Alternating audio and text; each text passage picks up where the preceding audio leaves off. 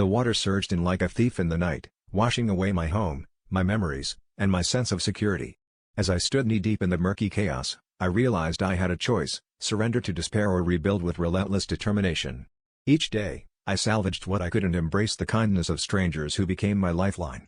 With every brick laid and every tear shed, I discovered a resilience I never knew I had. The flood had taken everything, but it also stripped me down to my core, revealing strength forged in adversity. Rebuilding wasn't just about reconstructing walls but about redefining who I was. Today, my new home stands tall, a testament to the power of human spirit and the unwavering belief that even the deepest waters can drown the will to persevere.